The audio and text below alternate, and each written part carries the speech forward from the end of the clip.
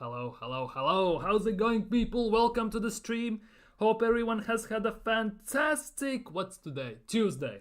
Hope everyone's had fantastic Tuesday. Everyone's feeling great, have had good time, and well, to be honest, it is a bit of a good time. It's international break, so we kind of are taking a break from Arsenal Football Club, from the arguably quite dead ball we are playing at the moment. So it is a bit of a rough one. Let's just put it that way.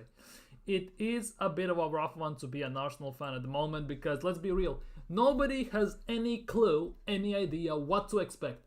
What's going to happen after international break, how we're going to play the games, how we're going to look in them. So it is a big question. Obviously, at the moment, we have very, very urgent concerns with Declan Rice's injury, with Bukayo Saka's injury. I'm going to touch on that in a second as well.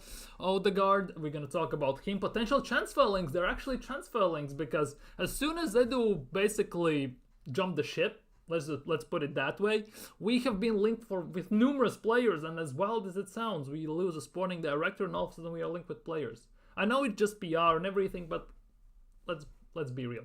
We obviously going to discuss something about Arsenal, something that I didn't like about Arsenal themselves, what they did straight after Chelsea lost. Arsenal as a football club, what they did, because it genuinely wasn't a very pretty look, let's put it that way. But ultimately, we're going to look obviously about the upcoming games. Upcoming 10 games we're gonna have to play after till the end of the season. Basically, that's what we're gonna look at, and we're gonna discuss those things as well. So if you're new around here, of course, don't forget to smash thumbs up, don't forget to subscribe, hit that bell. If you have any comments, topics you want to discuss, leave that down in the live stream chat. Of course, we're gonna chat about them, or if you're watching this as a playback, of course, leave the comments basically down below. I'm gonna answer them as much as I can because I answer pretty much every single comment. And we're gonna kick things off on a bit of a different note today. We're gonna kick things off with Pep Guardiola. As weird as it sounds, today we are kicking things off with Pep Guardiola. And he has said, and as weird as it sounds, he has said in an interview after the loss to Brighton, 2-1 loss to Brighton, he said maybe after 7 years, in 7 years, winning 6 Premier Leagues, maybe 1 year another team deserves it. But we will not give up. And obviously you can take definitely that for granted, they will not give up. Yet at the same time, Pep also arguably is kind of preparing himself, I guess, if things go south. Obviously I don't believe it per se as such at the moment, because you can never rule Man City out, especially the fact that they haven't spent much in the transfer windows recently. That means that they will go in January for quite a bit of players, two at least, I would think, just to strengthen the squad, with Rodri being out, very aging midfield, with lacking a secondary striker after Haaland since they let go of Alvarez and stuff like that. But Pep Guardiola has said maybe after winning 6 Premier Leagues in 7 years, it's time for someone else to do it. And the thing is, though, he said, I love a challenge. I won't step back. More than ever, I want to do it. People want our era to be over, but we are not finished yet. And that is the big thing. Because Man City have been looking very, very, well, I would say average for their standards. For Man City standards, they've been looking average. And you can generally go through the season and you can tell that they can be gotten at. And obviously they have lost not arguably, we can see that their most important player in Rodri, due to ACL. He was rumored to be out for the whole season, but Rodri is claiming that he actually might be back by the end of the season, so it will be very interesting how that goes. But obviously you can never rule Pep Guardiola out. Man City, yes, they have those blimps when they lose games, and it's happening very early at the moment. Obviously it has coincided with injuries and everything, but the thing is, though, Man City still has that thing where they basically are driving through the season in second, third gear, and all of a sudden they have the ability to jump into fifth or sixth gear, and it's genuinely scary if it happens. They have the ability still to win 10, 15 games in a row. And that is what's the biggest issue with Man City, because you never can rule them out. They're only 4 points behind Liverpool. It's not that big of a gap. Obviously, Arsenal have 9, so that is obviously a much more bigger mountain to climb, especially for Arsenal that have been performing arguably very average to say the least are this season, but Man City is a they can be gone at the moment, of course. But we are doing these things. We're gonna talk about Arsenal, of course, since this is an Arsenal channel. And obviously one of the biggest news for today from Arsenal is the fact that both Bukayo Saka and Declan Rice both have been pulled out of England squad for the National League games against Greece and Ireland, of course, this week. It's very interesting because I'm not disappointed with this, because Arsenal usually tend to send their best players out, because if you play for one of the biggest teams in England and in Europe, as you are a starter, more chances than not you are one of the main guys also in your national team. And obviously it comes with the fact that you get go to international games. But with the fact that Declan Rice already played against Chelsea with broken toe, he even took free kicks with a broken toe, which I think is a madness, but it is what it is. And Bukayo Saka in 81st minute got subbed off. He felt pain in his hamstring, so that is definitely not a good thing for Arsenal long term. And obviously it depends what's gonna happen with that, because at the moment, Mikel Arteta, only thing he has said is the fact that it's generally not a good thing. That two of his main guys have said, "You need to take me off. I genuinely cannot continue." That is the biggest issue with Arsenal for me at the moment. What's gonna happen? How serious are those injuries? Will they be out for a few weeks, or it could be actually months, potentially? We will have to wait and see, of course. But at the moment, as much as it's very concerning that they are injured and they have been pulled out of England national team, at the same time, it's fantastic. Because obviously Arsenal send their guys to international games left, right, and center.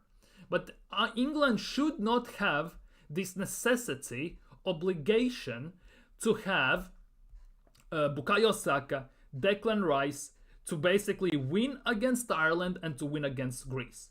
Obviously, they lost against Greece at home 2-1, which was actually quite embarrassing, let's be real. But ultimately, we'll see what's going to happen. The game is in Greece, so that could be actually a very interesting game for them. The new manager is going to take the charge, and it will be very interesting to see how they perform. But overall, at the moment, it's not the worst of things. I cannot say I'm disappointed. I'm actually quite excited about that. In other news, there is also some news on Odegaard's front. It's been confirmed that Norway staff has confirmed that Odegaard will not travel with the national team for the upcoming games. Obviously, due to these Nations League games, there's a three-way tie in Norway's group between Austria and someone, I forgot, I think it was Slovenia, if I'm not mistaken. They own winning the group. Norway at the moment are first on goal difference, obviously, and that's why I assume they wanted to take Odegaard with them, because the winner of the group gets the qualification for World Cup. So that is the big thing why they want him there. The two games Norway have left to play in the group is Slovenia away, so that could determine quite a bit, and obviously Kazakhstan at home, which they should be beating quite comfortably. The biggest issue for them is the Slovenia away game. Can they manage to get 3 points there? Because at the moment, as I said, three-way tie in the group between Slovenia, Austria and Norway themselves, and they are first basically due to goal difference or the games they have played between themselves. So Norway has lots of stake here, because Norway has all this hype with having Sorloth, with having Sandra Berg, with having Ayer, with having Odegaard, Haaland, basically having quite nice players in the team, quite well-known players, quite a big stars in the team, yet they have done nothing with it. They haven't qualified for Euros, they haven't qualified for World Cup ever, pretty much with them, which means that they have lots of riding on this, because at the moment they are first in the group. And it will be very, very painful for them if they cannot qualify again. And Odegaard said himself, he looked at himself and said it's time to basically save himself, save his body from injuries and everything, to recover, because let's be real, he's overplayed, overexhausted, and on top of that, he also, you could tell that in the game against Chelsea, he wasn't full 100%. He wasn't doing passes he usually does. He wasn't shooting in the same technique he usually does. He wasn't dribbling as much. He was a bit questionable. In the first half, he was invisible. In the second half, he had a better game, ultimately, and he almost played full 90 as well, which is not great for him, although he needs to get minutes behind him in his legs. At the same time, it is very risky business. Let's just put it that way. So Odegaard staying again, just like with Saka, just like with Declan Rice. It comes like a blow, more for Norway than England, let's be real, but ultimately it's very good news for Arsenal. Obviously, other players are going. Martinelli is going, with big Gabriel to Brazil national team. They have games away against Venezuela and at home against Uruguay. So those will be very nuts games. Hopefully none of them get injured there as well. As much as Martinelli hasn't done much technically in games, he has scored a few goals here or there. We cannot afford to lose players. We already have the smallest squad in the league. And if we lose some of the guys, it could get very, very poor overall. But despite being injured, Declan Rice is yapping his gums. And this is not a good thing in general. Obviously, it's a good thing that you have high standards. You're putting pressure on and stuff like that. But ultimately, Declan Rice insists it's very important for Arsenal to win a trophy this season. It's not just a trophy. We need to win the trophy. Because currently, even though if we manage to win Carabao Cup, which would be great to be honest, because we haven't seen a trophy at Arsenal since the first season Arteta took over in 5 years, or FA Cup and FA Cup, still the big thing is Premier League or Champions League. Let's be honest with ourselves, there's no chance in hell we're winning Champions League. Premier League could be a bit different, but that is actually copium talking in this instance. We're going to look at the games and we're going to discuss this. But Declan Rice said that it's important to say that I say that strongly. This team has been close now in Premier League for the last 2 years. Last year was the first season back in the Champions League and we got to the quarterfinals, but went out of the cups early. Now we are into quarterfinals of the Carabao Cup already. We have to play Crystal Palace at home, which definitely won't be an easy game, but we will play them. I think it's on December 18th. We are playing them at home in Carabao Cup, so definitely that will be a very crazy game for Arsenal. Not sure what kind of team it's very much in the future. It's in more than a month. We don't know how our team is gonna look like, but he said that so it's important that the squad of players we have. If you look at teams like Man City, Liverpool, who have been competing for trophies for the last few years because their players are consistently playing in these games, not moaning about it, just getting on with it and having that mentality to win. And I think that is the biggest difference. I think that is also the biggest difference why Arne Slot is actually doing very well at Liverpool. It's not just because of his tactics, it's not just he's actually a more proven manager than, for example, than Mikel Arteta. He actually has players that don't complain, don't moan and stuff like that, but he has proven winners in the team. They have the experience, they have the know-how. With your Salahs, Van Dijks, Alissons, players like that, they have that. They know how to win, how to get clutch goals at clutch times, how to get it over the line and everything. They have that know-how. Arsenal, unfortunately, don't have it. We don't have that experience. We don't have that know-how. And currently, even we are on the same level at the moment as Liverpool, technically. Obviously, the table doesn't show it that way, but we play 2-2 at home, let's just assume. Because Liverpool and Arsenal are technically in the same boat. Yes, Liverpool are playing better at the moment, but Liverpool as well are generally 2 injuries away to a drop-off. Because there are positions, if they get injured in those, they are kind of chalked potentially. And obviously City is City. So none of the teams are doing excitingly well besides Liverpool. So it's up for the grabs. It's up for the grabs. Now, first things first, in the Carabao Cup, we must get past Palace. Let's be real. And if we don't get even that done, then we can start talking about the issues that Arsenal will be facing.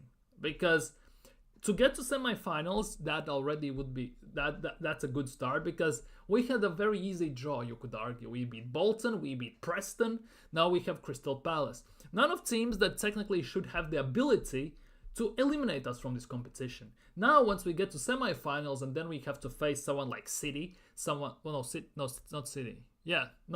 like Liverpool, teams like that, when you come against the big dogs, then it could be a bit different story.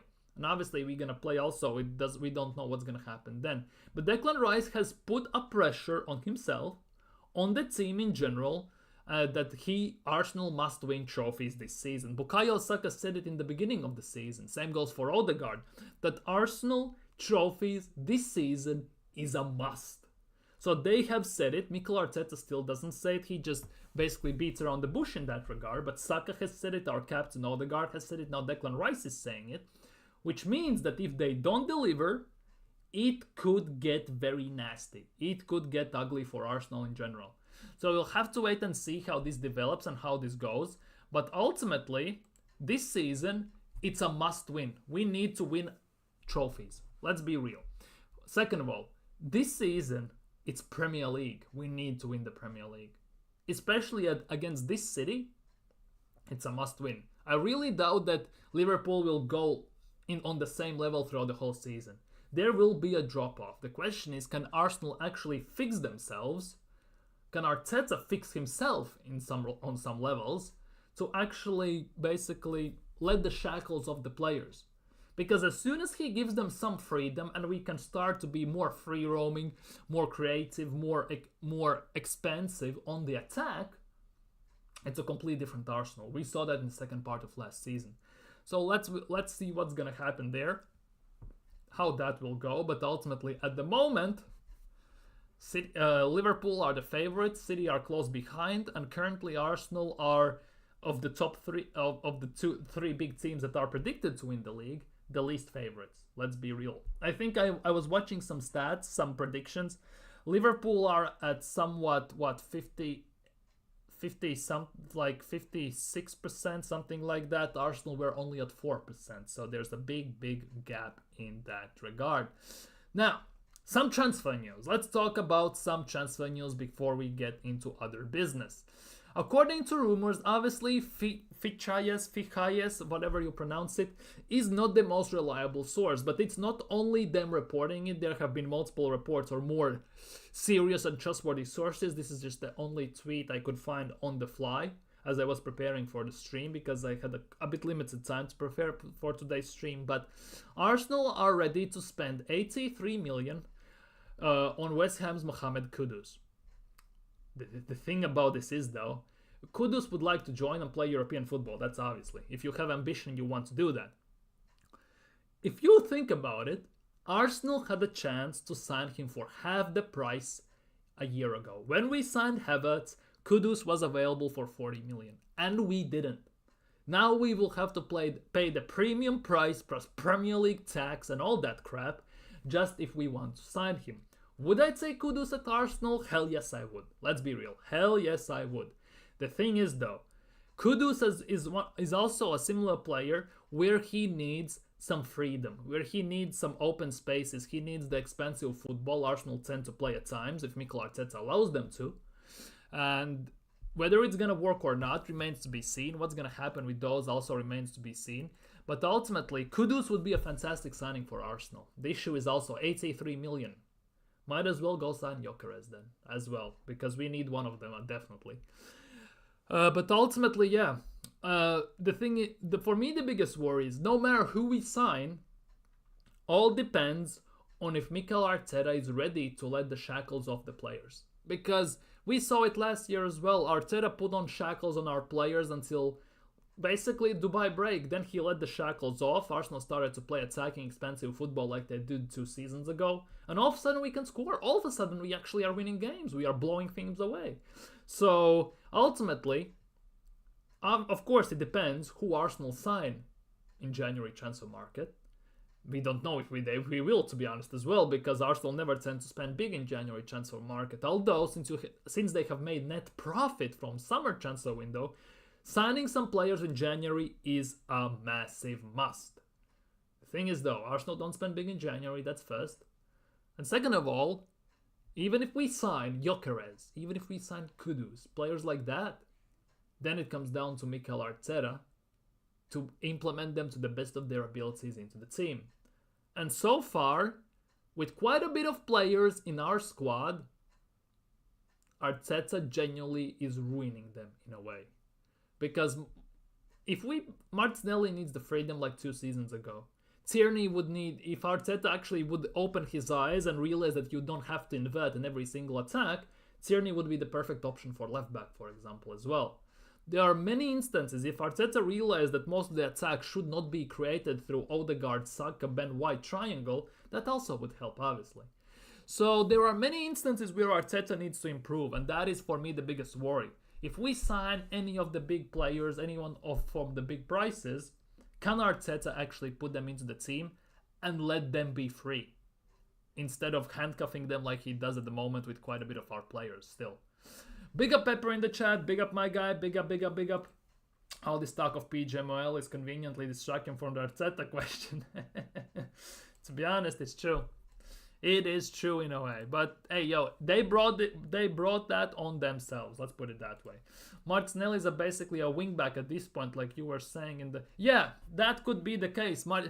The thing is, though, Martinelli as a wingback, he would be something like Jeremy Frimpong. Because he defends anyways. He plays the wingback spot anyways for Arsenal.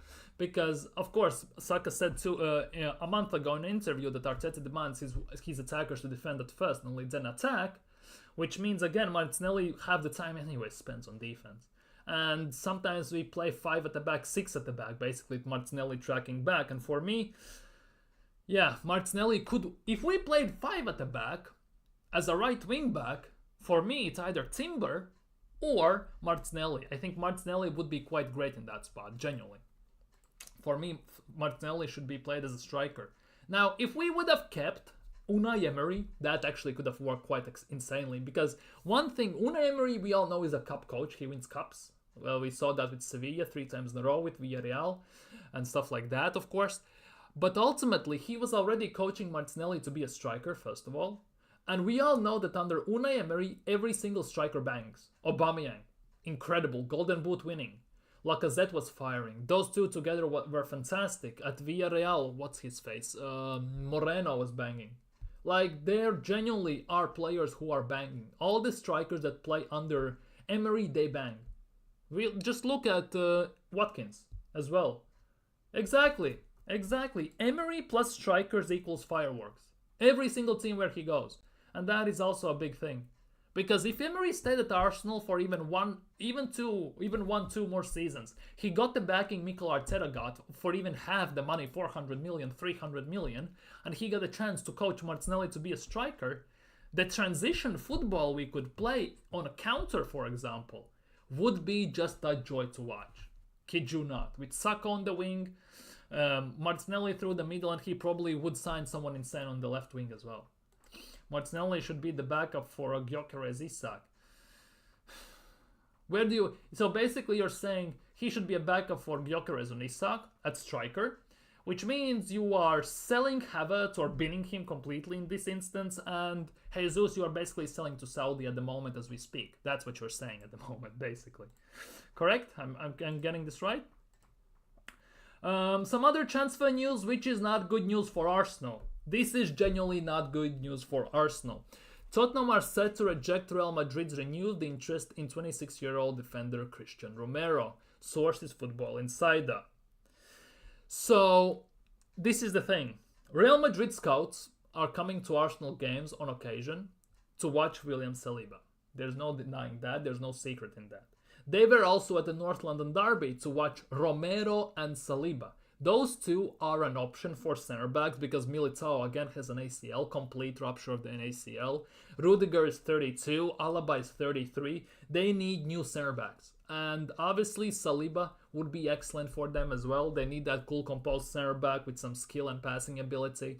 They definitely need also someone like Romero, a badass, like similar to Pepe, a madman basically.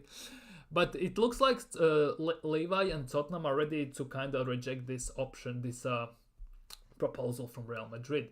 Which means they are left pretty much with one option. Yes, they're looking at Jonathan Tah as well. But if they want that smooth Militao type of player, Saliba arguably is the only option. And since they potentially will reject this interest, Saliba becomes the only option. And that basically spells disaster for Arsenal, let's be real. It genuinely spells disaster for Arsenal. Because if we don't win anything this season, next summer transfer window could genuinely be insane. And I don't mean insane in good way. I genuinely mean it could be very painfully insane. So we'll have to keep an eye on that, see what Arsenal does this season, see what happens at Real Madrid. But at the same time, it will be very interesting. The thing is though, Real Madrid don't tend to spend insane amounts of money. Yes, they spend a lot on Hazard, on Ronaldo, on players like that. But ultimately, Camavinga was cheap. Valverde was cheap. Tchouaméni was cheap. Rudiger was on free, even. Who else was there? Alaba was on a free as well, if I'm not mistaken. So, yeah, Vini was also cheap. So they basically get players for cheap. Just because they're Real Madrid, let's be real.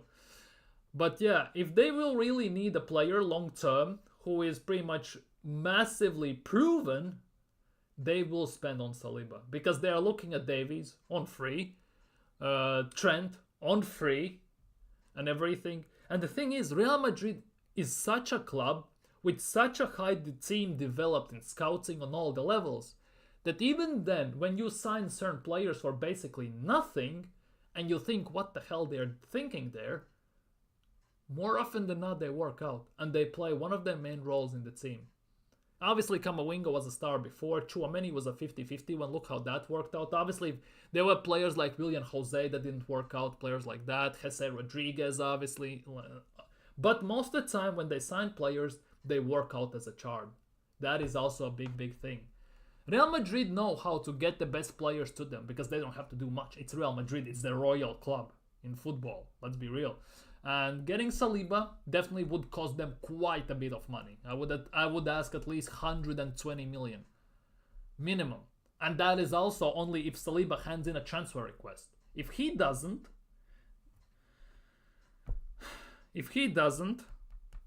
then yeah, I don't know, 150, 160? I wouldn't say Real Madrid are stingy per se, but they definitely know how to get the things done.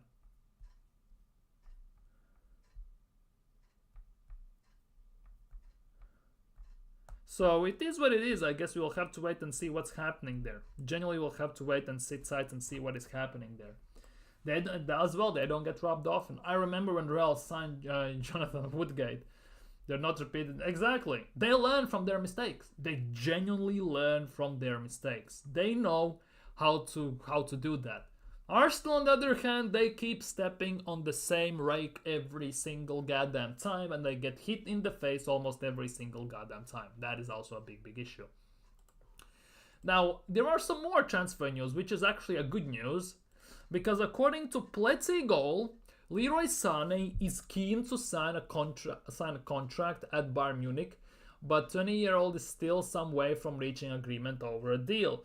It's been rumored that for a new contract, Sané would currently need to take a pay cut on around 2 to 4 million gross per year, which obviously for Sané isn't much, but at the same time 2 to 4 million, I wouldn't mind getting 1 million randomly like that, let's be real. But yeah, that means that there's a possibility that Arsenal won't sign Leroy Sané, which for some Arsenal fans comes like a disappointment, but for me ultimately, even though he cooked our left side last year, but cooking our left side last year wasn't a big task. With Zinchenko, Kivior playing there, let's be real, you can do that even with your eyes closed. On one leg pretty much hopping around, so yeah, it was very interesting. I can see arguments why Sané would work at Arsenal, but ultimately I don't think it would be the case. I don't want Sané anymore. I want a proper player, proper wingers who are actually up there. The thing is though, signing proper winger is one thing again, but Arteta managing him, letting him grow and develop, and actually making him better and playing to his strengths is a completely different thing. Because I was watching La Liga game the other day, Villarreal obviously, and Pepe was playing, and I'm just looking at this, looking how he plays and everything, and I was thinking, oh my goodness, Pepe would be brilliant at Arsenal.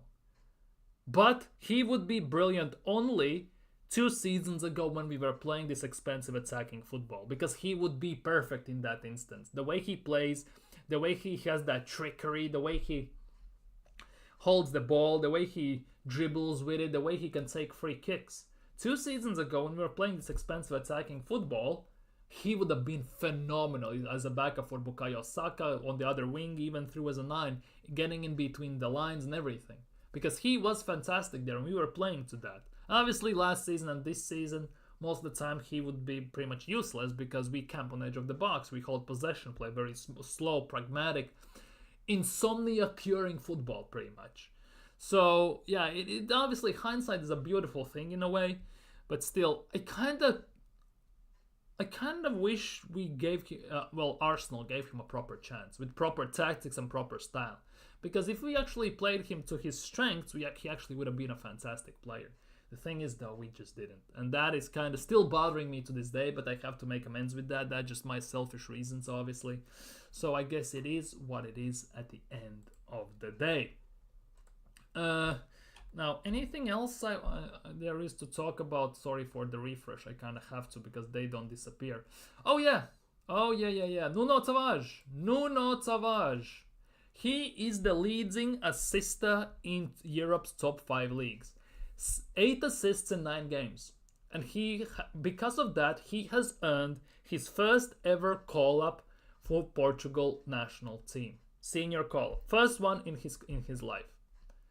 The thing is, if he keeps this up, he has obligation to buy if the certain points are fulfilled, certain obligations and everything, he will go to Lazio. Lazio can't sign him.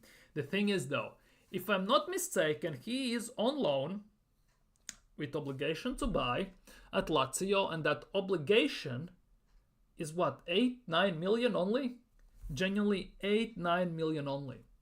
If I'm not mistaken. Correct me if I'm wrong, if you know this in the chat, but I think we pretty much loaned him off with obligation to buy for more or less the same money we signed him for. Yeah, if my memory doesn't deceive me. So this means it's hella peak, because Lazio's owner himself has said that he wouldn't sell Tavares even for 70 million. He is that good for them. And obviously, according to Transfermarkt, his value is 15 million euros. But the way he's performing, as you can see, 9 games, 8 assists, one of the best players for Lazio. He's balling out there. I would argue his value, even if they sign him for those 7 million, will skyrocket.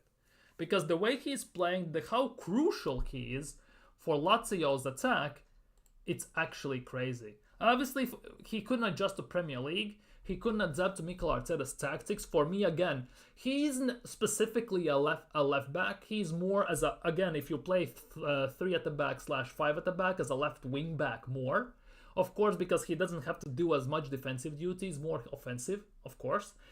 So, for me, if we played 3 at the back or 5 at the back, he would be excellent at Arsenal as well, similar like Kieran Tierney, especially going forwards.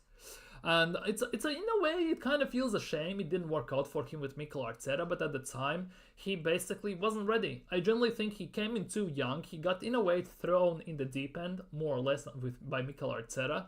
He got subbed off in the 30th minute against Nottingham Forest in the Cup, where we lost 1-0 away, by the way, in FA Cup. So, yeah, it kind of was done there, and his loan spells at times shown some moments of brilliance, but ultimately was nothing too exciting. But at the end of the day, he actually is doing well. And he actually will be insane for them. Yeah, exactly. 3-4-3 possession game, 3-4-3 a counter-attacking game, since we love to sit back half the time.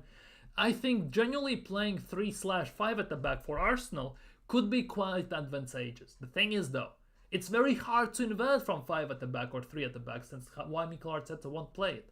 But for me, playing 3-5-2, 3-4-3, 5-3-2, 5-2-3, something like that, actually would work like a charm. Actually, I genuinely believe Arsenal have all the tools to do that. The thing is, Mikel Arteta doesn't like 5 at the back or 3 at the back. If we signed Inzaghi, who kind of does that, cool. Actually, would be interesting to see how that works. If we signed Amorim, who is now United's manager, would be interesting to see how that works. But Mikel Arteta just doesn't play that way, does he? I was saying to someone the other day that ESR is now valued at 50-60 million, and if ESR keeps this up until next year, I shouldn't to think how much he would be worth. Exactly, that is also a big thing. How much is Smith Rowe, by the way? At the moment, just for the sake of an argument, his value at the moment is 28 million euros, mostly because we sold him for that value. In 11 games, he has 3 goals, 2 assists. I think he has... let's see what he has done this season for Fulham. He plays almost every single game from bell to bell. Well, not bell to bell, for about 60 to 70 minutes. Some games he plays the full game. He scored the winning goal against Leicester. He assisted against draw against West Ham. He assisted in the winning goal against Newcastle. assist against Everton. He scored a goal against Crystal Palace. So he actually is doing very damn good. Very, very damn good, in my opinion. I think he genuinely will be very good for them. And it's also very interesting how instantly Emil Smith-Rowe was injured at Arsenal, and as soon as he leaves Arsenal, he doesn't get injured anymore. Instantly. And obviously, as I said in yesterday's stream, there are some rumors saying that Mikel Arteta's training tactics are very ruthless, very demanding, and it kind of takes a toll on players. Plus, he prefers a certain starting 11 where he overplays certain players without having a proper bench and backup, with wasting more than half of the nearly 700 million spent. It is showing. It genuinely is showing. And Reece Nelson as well, 9 games, 1 goal, 1 assist. It doesn't look like much. I'm gonna tell you that much. It doesn't look like much here on a piece of paper, but the thing is though, big but, he has played 8 games, he scored against Newcastle, he scored against assisted against Man City, but the big thing about him is though, he looks very, very good on the pitch. He actually is kind of, I don't want to say balling out, but on paper, yes. Based on all the GA merchants that are out there in the world, they would say he is awful. He has done nothing. But or Emil Smith-Rowe they will throw Emil Smith-Rowe in the same category because he has 3 goals, 2 assists in 11 games. However, if you actually look the way they play, how they play under Marcus Silva and everything, they both are playing better than most of the players we have at the moment. Reece Nelson is playing better than Jesus, than Sterling, who doesn't even get to play. Arteta is complaining that he puts nothing into the training. He's playing better than Martinelli on a certain level. Emil Smith-Rowe is playing than, to be honest, nobody in the number 10, because we don't have a number 10 besides Odegaard. Because Arteta doesn't trust Ranieri, it's obvious. You sell Emil Smith-Rowe, you loan on Fabio Vieira back to Porto, and what happens? That you basically tell your fans by that decision, without replacing that spot, that you're gonna trust Ethan Ranieri. Looking at preseason, yeah, you think this guy is ready. But when actually the penny drops and his name should be called upon, what he does? Sits on the bench. He doesn't even get to play. By the way, while we're at it, let's look at Fabio Vieira's stats this season for Porto. 5 games, 1 assist. Oh, that is looking great, isn't it? 5 games, 1 assist. He has played in Portuguese League 5 games. There's Liga Portugal. He has played 5 out of 8 games available. Well, not 5, out of 7 games. 1, 2, 3, 4, 5, 6, and 8. I cannot count, dumbass. He has played 5 out of 8 games. He was in the squad against Sporting. He was injured for 2 of them. Then he played 21 minutes against Aruca, 21 minutes against Braga. He started against AVS, fuck's sake, or whatever that team is called, and he got an assist against nobody when they won 5-0. He played 70 minutes against Estoria, and he got subbed off he got a yellow card and played almost the full game against Benfica. So ultimately, he's doing nothing at Porto. Genuinely doing nothing at Porto. In Champions League, in Europa League, as well. He didn't play against Bodo Glimt. Then he played right wing in a 3-3 draw against United for 12 minutes. He played half an hour against Hoffenheim, and he played a full game almost against Lazio. It's interesting that he does nothing. Genuinely, he has done nothing on loan as well. How wild is that, if you ask me? How actually insane is that? And we got sold all this dream PR from Arsenal, from Edu and Arteta, that we are signing young players everyone wants. Sambi Lokonga, we cannot sell him. He's on loan with option to buy only. By the way, we're gonna look at Sambi Lokonga in a second. Let me fix the camera. We cannot sell him. Has to be a loan with option to buy. Nuno Tavares, nobody wanted him. He goes out on loan every single transfer window. Now he actually might be going. Fabio Vieira, nobody wants him. Marquinhos, he's gonna come back in January. So we are signing all these young players everyone wants, yet nobody wants them actually. Just generally sold the PR dream. Albert Sambi Lokonga. The Belgian Yaya Toure, as we got told. 7 games, 1 assist. So what he's doing in La Liga. He has been injured for half the games of this season, first of all. He's been injured for half of the games this season. 13 games, 1, 2, 3, 4, 5 injuries, and 1 on the bench. So he hasn't played in 6 games. I was watching this game against Girona. He was genuinely abysmal. 0-0, 1-0, played 18 minutes, full 90. He got an assist, by the way, against Espanyol. Interesting. He DM'd 2-0 lost against Sociedad, 1-0 loss against Leganes. By the way, Sevilla are struggling once again. They might sack their manager quite soon, by the way. But yeah, ultimately...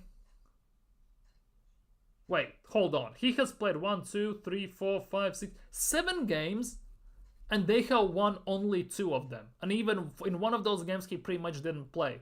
So basically, when he plays, they lose. Well, that is going well, isn't it? And he wasn't in the squad for Copa del Rey game against La Rosa CF. Genuinely never heard of this club. And I watch Spanish second league and everything, and I have never heard of this club. Maybe they're like the fourth tier team, but he didn't even play against them. Holy crap, that loan is going well with option only to buy, by the way. Saliba, Calafiori, Gabriel at center back. Yeah, could be. Merino, Odegaard. No Kivior. No Kivior at left mid. Just don't do that.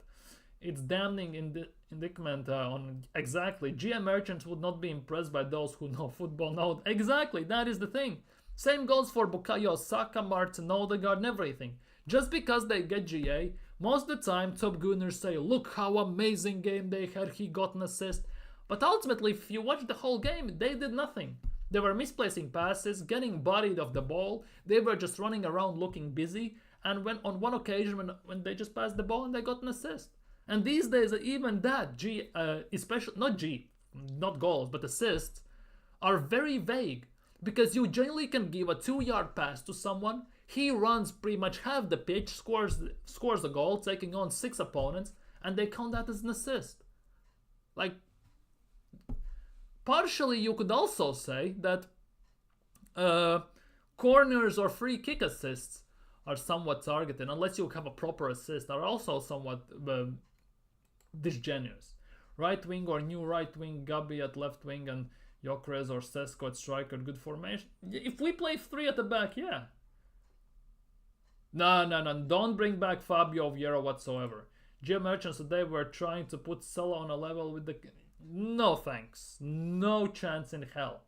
Although you cannot argue that Premier League wise, Salah has done quite a bit. I'm not gonna lie, he has done quite a bit. But status wise, for the club specifically, Henry is a bigger legend for Arsenal than Salah arguably is for Liverpool. You could make that argument, but obviously it will be a 50-50 coin toss solely because each fan base will pull their blanket to their direction. That's pretty much straight up like that. Reece Nelson at right wing to compete with... We had that last year. And Arteta didn't play Nelson as a backup for Saka. We had that last year. He didn't trust him. Just like now he isn't trusting Ethan Vanieri. Genuinely, he's not trusting him. What about Ruiz at mid with Merino? Which Ruiz? Because if you're talking about Fabian Ruiz, I wanted Fabian Ruiz at Arsenal instead of Mikel Merino. For me, Fabian Ruiz, in this Arsenal system, how we play currently, would be more suitable, personally, because we saw the games when Odegaard was out, we were playing with 3 DMs. Partey cannot create, Rice cannot create, Merino also cannot create. If we had Fabian Ruiz instead of Merino, Fabian Ruiz actually can create. He actually has proper pass on him and proper vision. That was the reason why I wanted him, but obviously it doesn't look like it's going to happen. Kudus is great for midfield. Kudus most likely will be a... The thing is, where do you even play Kudus? Because he would come at Arsenal, and he predominantly plays right wing or number 10. And those spots are pretty much reserved for Arteta's love childs, Saka and Odegaard. So he could only be a substitution, unless you maybe try Kudus as a 9, but that will never work. Maybe as a false 9. Although Havertz is playing false 9 technically, and that is working well for us, isn't it? So who knows? I see Girona are beginning... Yeah, they are. Girona are starting to turn their season around.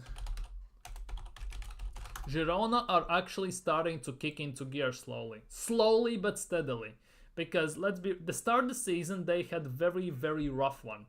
Because 1-1 draw, 3-0 loss, 4-0 win against Osasuna, 2-0 against Sevilla. They lost to Barcelona, they lost to PSG. I think it was very undeserved. They lost to Valencia, drew against Rayo, although Rayo playing some nice football. Drew against Celta, lost to Feyenoord. Then they won against Athletic Bilbao. Lost to Sociedad. Sociedad as well are starting to score goals.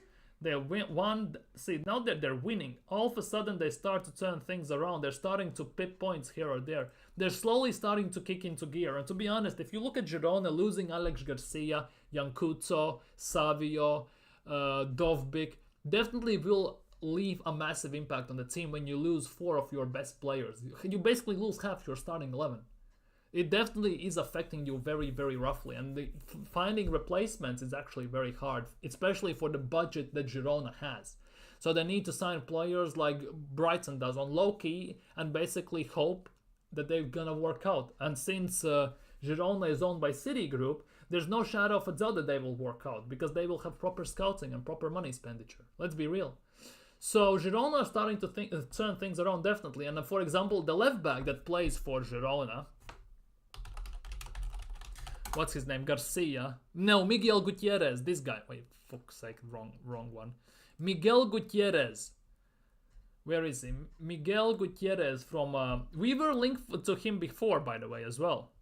Miguel Gutierrez. This guy. He is actually a phenomenal left back. I would love to have him at Arsenal. For the way Arteta wants to play with inverting, he would be phenomenal. I generally believe he would be good. He's very good on defending and going forward. He's also on about, what, 2-3 grand a week? Look, he cost them, Girona, 4 million and he's worth now 25. He has basically 6 times increased his value as well. Miguel Gutierrez, if I'm not mistaken, is genuinely on about 3-4 grand a week.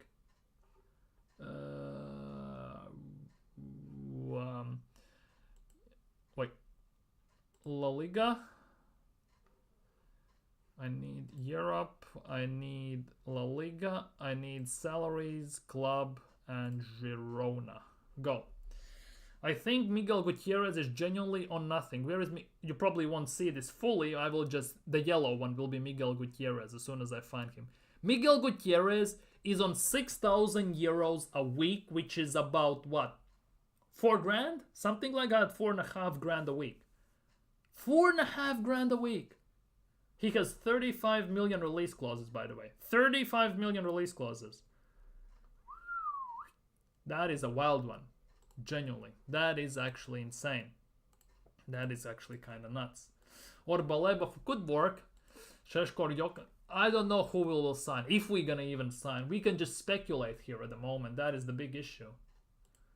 That's the thing. For example, Calafiori knows how to play at 3 at the back. Calafiori played left-sided center back for Bologna under Thiago Motta, so he definitely should be very accustomed to that instance. We watch Salah with our eyes. He can't call the handle to Henry as a foot. Overall, no. Goal scoring wise, yes, that's the thing. Salah is a goal scoring winger, and the fact that basically what makes him world class, he scores goals when the team needs it the most. That's what makes him world class. He's the sole reason why Liverpool have won certain trophies. Or where they were winning Champions League, winning Premier League against insane Pep team and everything. He was the sole reason because of that. Our players are not world class. The closest player we have to world class, arguably, even though his form has dropped off a bit at the moment, is William Saliba. Genuinely, for me, it's William Saliba. Then it's Saka and Odegaard only. For me, number 1 world class, the closest one to world class level is Saliba, personally. Kudus has fallen off this season, maybe. I think it's because of Lopetegui. I think Lopetegui, West Ham are a shit show at the moment. Lopetegui is the reason. I think... Is Lopetegui sacked, by the way, or he's gonna get sacked soon? That is the big question, because I think once Lopetegui goes, and if they get... I think they were talking about who was the manager they were looking at. Who was the manager West Ham were looking at? I know I read this somewhere.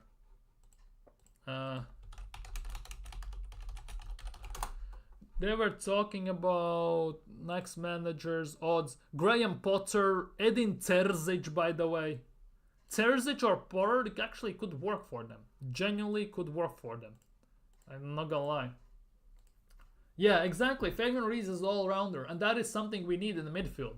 Because, what's its face? Merino lacks passing, lacks mobility, and lacks pace. Fabian Ruiz is a bit quicker, let's be real, not too much, but he is actually more well-rounded. More well-rounded. Because if you put a Fabian Ruiz next to Partey or Declan Rice in a 6, you can put, for example, Rice there and say, okay, you're gonna sit at the 6 and you're gonna make tackles and intercept the balls.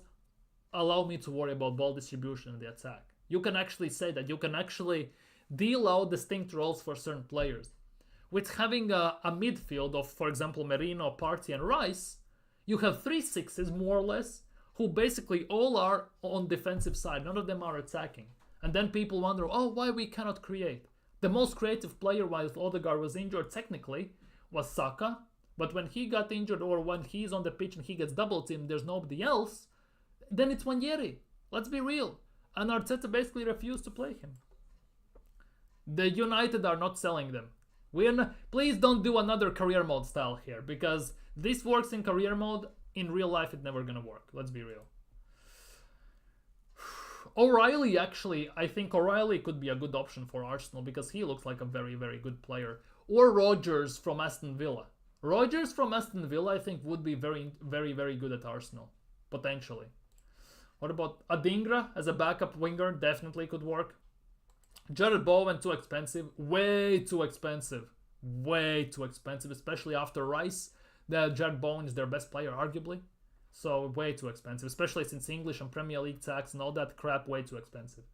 Osimhen or Sesko for new striker. I'm not sure we can get Osimhen. He's on loan. Maybe there's a clause he can cancel it and come. Maybe. But I don't know. To be honest, we are speaking like Arsenal gonna sign anyone. When we actually know from the past and previous experiences, when we don't actually splash the cash. We don't sign big, massive statement signings in January. Last one was Aubameyang, but that also was only because Sanchez left to United and basically Wenger's ass was on fire because of that. That was the only reason. So it is a bit of an iffy one in that regard. Genuinely, it's a bit of an iffy one, if you would think about it. Buemo, I would take Buemo at Arsenal very quickly. Genuinely, he would be amazing. For me, Kubo is too weak and too inconsistent, personally. That's just my preference. Cunha from Wolves. Again, close but no cigar, if that makes sense. We're playing FIFA Manager mode here. It looks that way. You basically are signing Messi, Neymar in their prime. R9 comes back from retirement, all of a sudden 30 years or 40 years younger. Then we sign Casillas in goal, Nesta and Maldini at center backs, and we play, I don't know, Zanetti as a right back, and we play Roberto Carlos as a left back, Ruud Gullit in midfield, basically.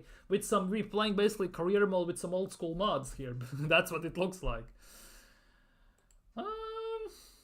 Mitoma has fallen off a cliff. I don't know. Mitoma more or less feels like one season hype wonder at the moment. That is also a big thing for me. Got his PhD pretty much in dribbling and cannot dribble anymore. But at the moment, the next thing I wanted to talk about, and that will be the last thing we talk about today, but it will take some while, I can assure you that, it's a bit of a copium for Arsenal as an Arsenal fan. We definitely need some copium in our lives. Correct? Correct. Now, how do I phrase this so I don't sound like a Top Gunner or Arteta sexual, Arteta only fans? Let's look at this objectively. Arsenal have had the hardest start of Premier League season. We have had the hardest schedule, playing all the top 6 sides pretty much, most of them away as well besides Liverpool. Let's put it that way. Okay? Meanwhile, other teams have played mostly lower end sides or mid-table sides, and there have been odd game against, for example, Liverpool against Chelsea, or Arsenal, Man City have played against us, and then they have played against someone else, but they haven't played all the top 6 sides. Now, if we look at Arsenal's upcoming schedule, and if we think about this, we are 9 points behind Liverpool, and we are 5 points behind City. So it's quite a bit of a gap. It's a 4-game swing that needs to happen for Arsenal to be back in a title race. Let's be real. Right? Let's keep that in mind. So, until now, till end of the year, we have 1, 2, 3, 4, 5, 6, 7, 8, 9, 10 games. Yeah, we have 10 games from now till the end of the season. Now, if we exclude EFL Cup, Carabao Cup, and Champions League, yeah, we have 1, 2, 3, 4, 5, 6, 7 games. If Arsenal want to have any chance whatsoever to have even the slightest hope and chance to even get back a tiny bit into the title race, all these games in Premier League till the end of this calendar year, we must win. First of all, 1, 2, 3, 4, 5, 6, 7. We need to get 7 out of 7 wins. On top of that, we need to beat Crystal Palace at home in the Carabao Cup. Let's not forget that. And in Champions League, to be in the top 8, also we need to win at least 3 out of the other 4 games. We're not going to talk about that. We're going to talk about Premier League a bit more at the moment. We need to win against Nottingham Forest at home, West Ham away, United at home. Let's be real. Although it will be a new manager bound, so it will be very interesting to see how that develops for them. Let's not forget that. Fulham away, which won't be easy, but we need to win. Everton at home, Crystal Palace away, and Ipswich at home. All these games for Arsenal till the end of this calendar year are must-win games.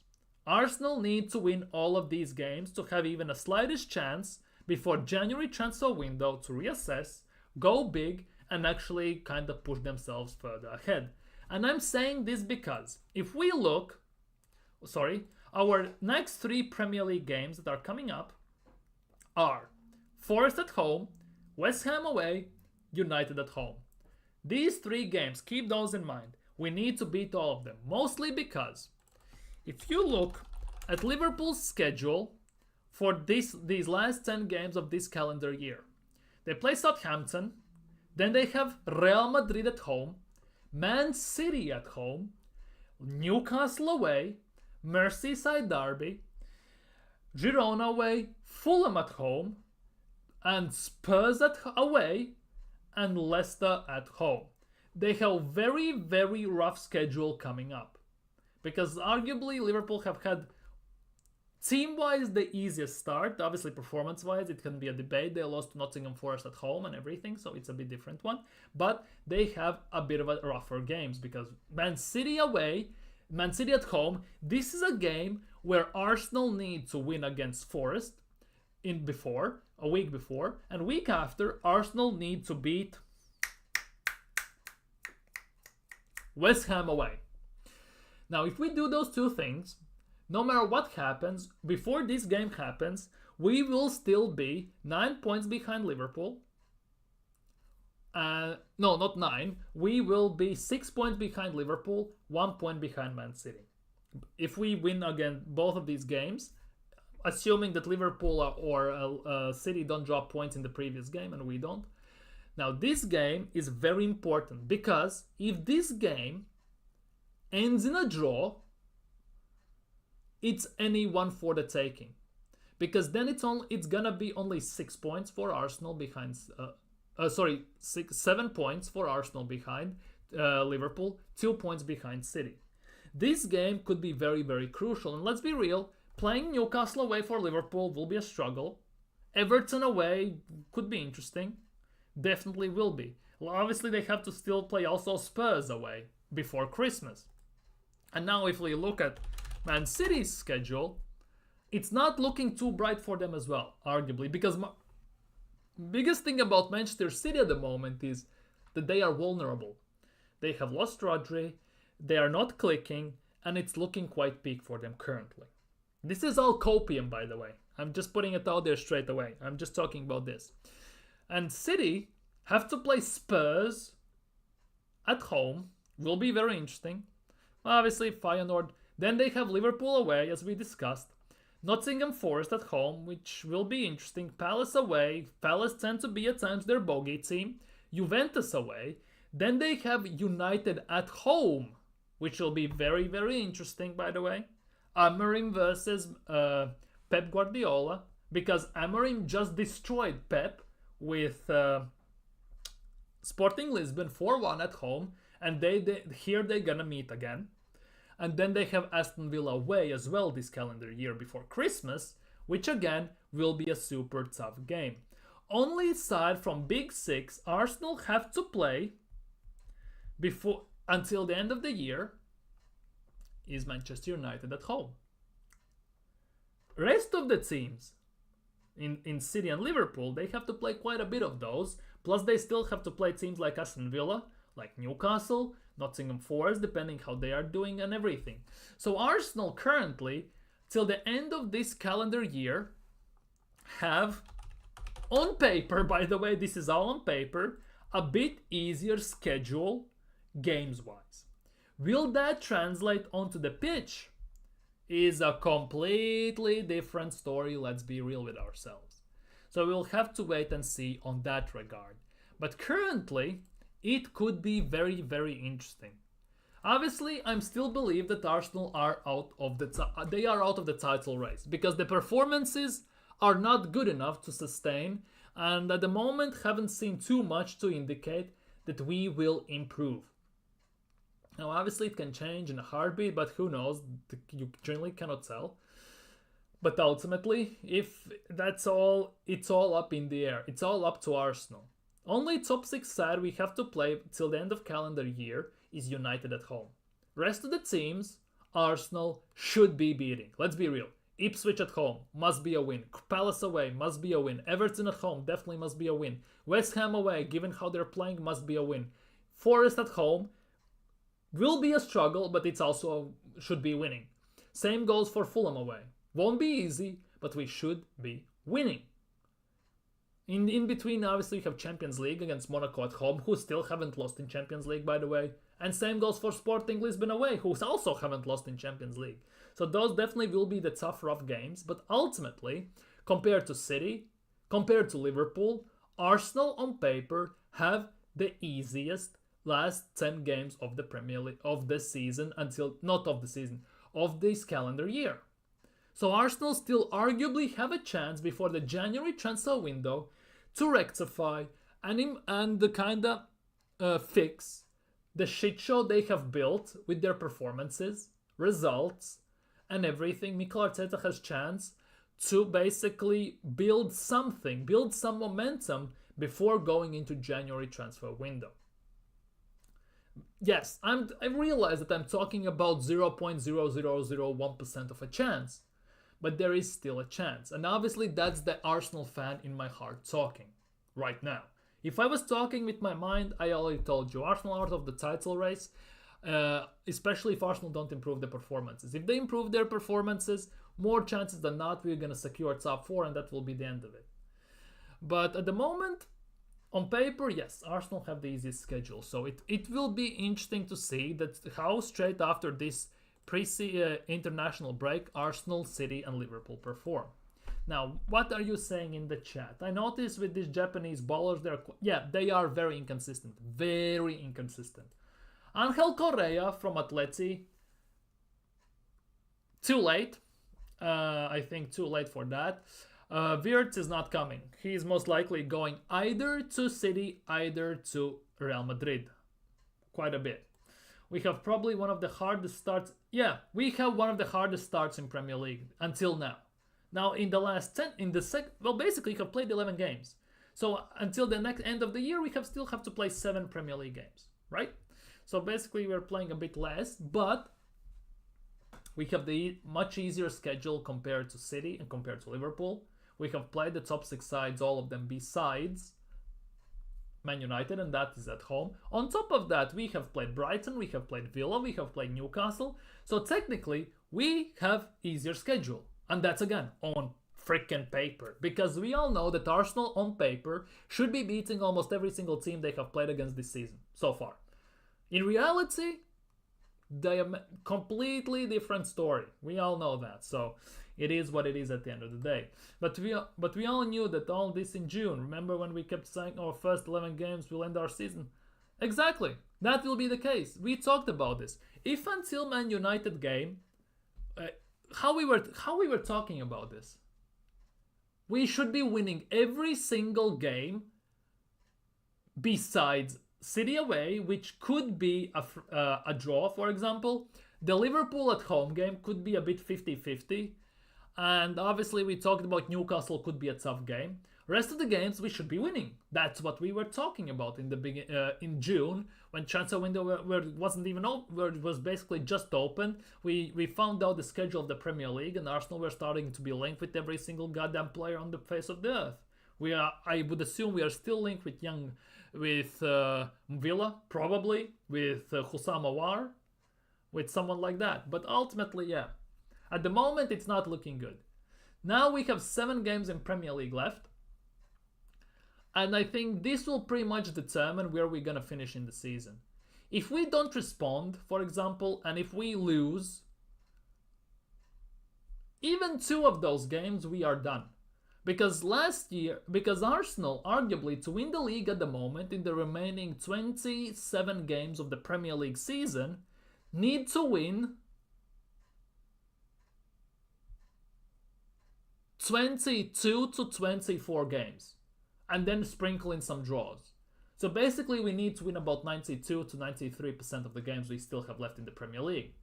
Is it possible? Is it probable? At the moment, no chance in hell. Let's be real. Obviously as well, the way the Premier League has started, it genuinely doesn't look like it's gonna be a 90-point season. The way Liverpool are the only ones who are actually on basically doing something. I think Liverpool are on what? 9 wins, 1 draw, 1 loss. Rest of the teams are dropping points like flies, basically. So it could be about what? 82 to 85 point season. Basically 2 wins less than previous years, at least. So it could be very, very weird. We need to stop focusing on passing and playing. We should stop crossing. We should actually take some shots on target when we have chance to take a shot. We should stop passing and try to play the perfect pass, overthink, overhold the ball, touch, go, pass and move. Instead, what Jesus does, Odegaard, almost the whole Arsenal team does, they get the ball, they do ring around the rosy single-handedly around the ball, and then they decide to pass. By that time, the defense have regained their shape, and we basically are playing shoehorn type football, passing it around with no idea what's going to happen next. Basically, we are just winging it. Literally, half the time when I watch Arsenal play, well, more than half the time, it looks like we are winging it when we go on the pitch. Our run-in, however, is by far... Yeah, exactly. These games till the end of this calendar year of 2024, compared to Liverpool, compared to City, by a mile pretty much, arguably. Well, not by a mile, but quite a bit, by a certain amount, is much easier than the other 2 teams. Because those are our opponents for the league. Yes, we are on the same points as Chelsea, as Nottingham Forest. We are 1 point ahead of, who was there? I don't even remember who is 1 point behind us. Fulham and teams like that. But at the same time, they shouldn't, at the end of the season, more likely than not, they're not going to be there. Let's be real. More likely than not. To be honest, I cannot say that given how we are playing. If we keep this up, we will be below them. We will be like 8th. But by the run-in, well, likely... Exactly. On paper, we should be winning every single game until this end of this calendar year. On paper. In reality, it could go... I don't know what to expect. Because Arsenal at the moment is hit and miss, basically. Toothless attack, mediocre performances. If we get lucky, we get lucky at the moment. We barely can score goals. We barely can do anything on the pitch. We had hard start forecast, went up to game week 14 when we play. Exactly, we had that. And to be honest, it is true, because by the game week 14 when we play Man United, it will be those 3 games. When Liverpool play Man City, Liverpool play Newcastle or Aston Villa, something like that. City play again one of those bogey teams as well for them. So basically, it will come to that. By game week 14, Arsenal either will be the same distance away. They will be 2-3 points closer to one of the top 2 teams at the moment on the table, or we will be falling more backwards. Go figure. With Arsenal at the moment, it's go figure. Basically, you toss a coin and what you get is what you get. You get what you get and you don't get upset at the end of the day. That's what it is. Because at some point, we will have to make amends if this keeps up, these performances, that we are again not winning anything this season. We are in quarterfinals of the Carabao Cup. We are playing Crystal Palace away. On paper, easy game, Arsenal should be winning. Will it be an easy game? God knows. Passing game, tiki-taka for the tactic wingers, closing the attack, midfielders push for. We need more. That's the thing, we play very static and slow football. We need more movement in the attack. We need more runs, more overlaps, more inside forward type of runs, where they basically drag away a forward, opening up the gaps. That's basically what we need. At the end of the day, that's basically what we need. That's how I see it. Because at the moment, the defense get in their shape, they sit tight and they wait and see what happens. If the ball comes in, they defend, they kick it out. But for me personally, at the moment, we genuinely should be trying to open gaps, open spaces, and see what happens in that regard. Because we need more movement in the attack. We are way too static, way too robotic, and way too predictable, personally. Our defenders need to close down wing antics. Midfielders need to stop the counter-attacks, not attackers need to pass. Exactly.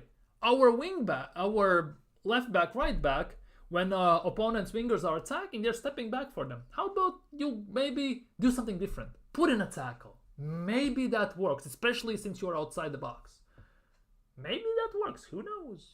Maybe, because once you get in the box, it's too late to make a tackle, because if you make a wrong tackle, it's penalty instantly. So there's a chance you can take that gamble outside the box. Let's be real. On top of that, the way we conceded against Chelsea, why the hell Partey was playing at centre back, Declan Rice was playing as centre back, and Odegaard with Havertz were in the number 6 spot? When, who was it? I think it was Palmer. Palmer gave pass to Pedro Neto.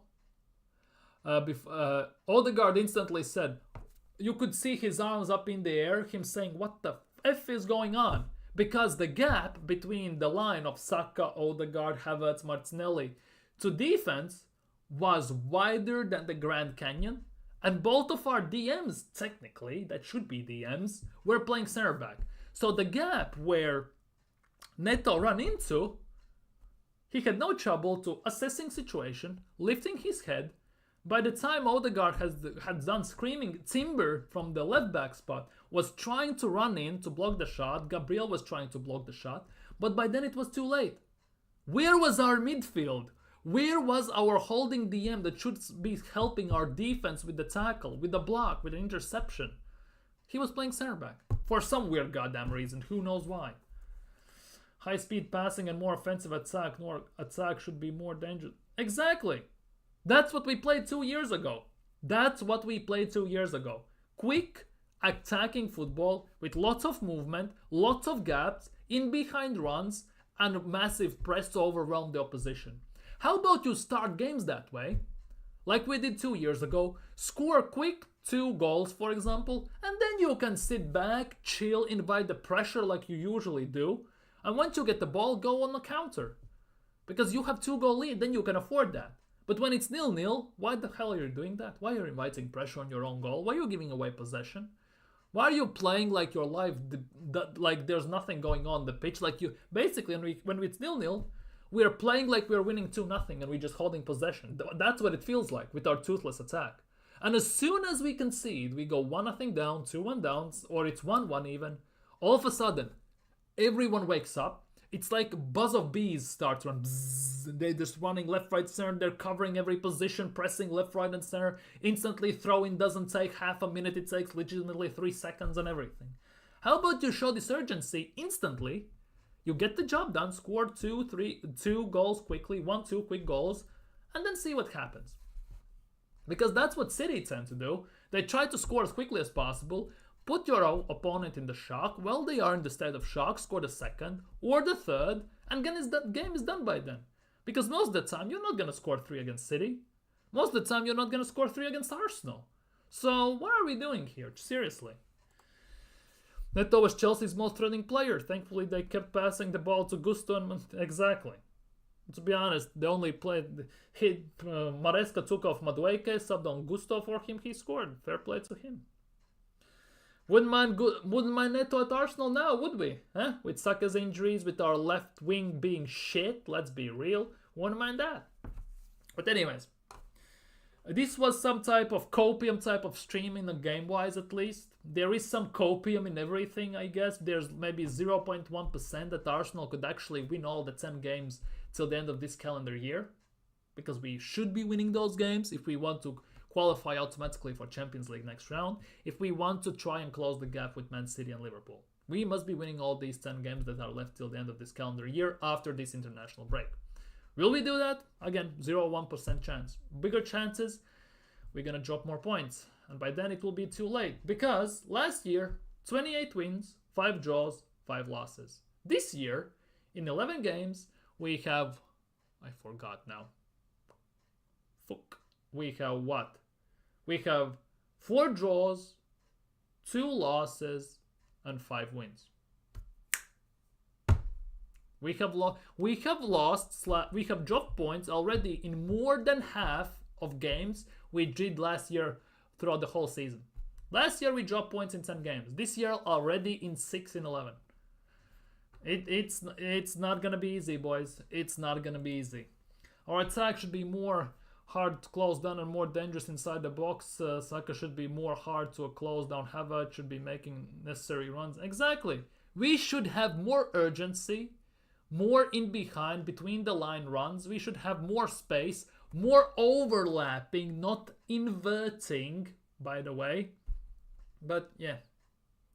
I guess I'm just a random football fan who sees that, but Mikel Arteta doesn't see that, I guess. I listened to Yarman recently and it seems that he's sounding like... Well, sooner or later. I'm not talking on anyone. I'm not talking on anyone else more than that, let's be real.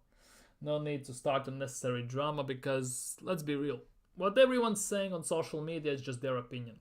Nobody can take this as straight facts. Unless it's complete delulu. Then it's a bit different story.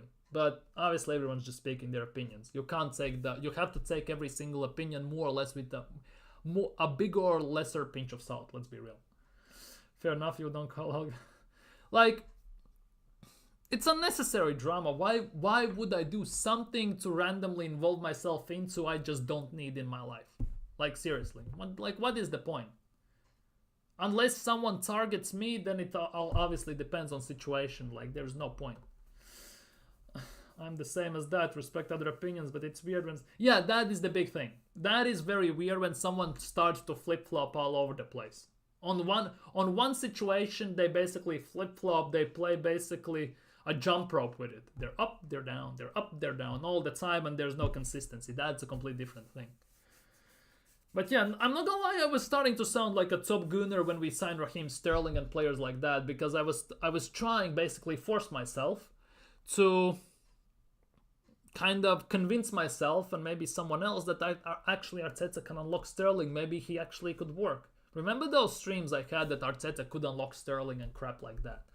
But ultimately, you cannot escape reality, and penny has dropped, and there's no chance in hell that I'm ever gonna do that. I'm just gonna speak my opinion and be honest. He's shit, past his prime, and Arteta has to go. I think we should try Jesus to try... Yeah, we should. He has played there this season, with very mediocre success, I'm not gonna lie. For me personally, Jesus is done at Arsenal. He should be learning together with Trossard, Arabic. Just peace out. It makes me worried for them, like who's leaning on them. Exactly. Usually it's the bag, we all know that, but we're never not gonna know the truth. Either it's the views or it's the bag. It's the clout or it's the bag. One of the two, basically. Anyhow, I think on that note, I'm gonna end the stream. Thank you guys so much for being here. Big up Pepper, big up Marlon in the chat. You have been fantastic with the chat, with the laughs, with the opinions. Big up to you. Big up everyone who watched. Big up everyone who liked. If you haven't, please do me a favor and like the stream. Subscribe if you're new around here. Share it and everything. Leave a comment down below if you're watching this as a playback. Have a great Tuesday. As much as it's left of it, let's be real. See you all tomorrow. Let's see what we're gonna talk about tomorrow, because I have some stuff written down. I actually am making a list of stream type of situations, stream titles and stream information I could make my streams about. Kind of helps a lot when you actually don't have Arsenal playing every day, and it's kind of nice. I had about 5-6 streams lined up, so it's actually quite nice.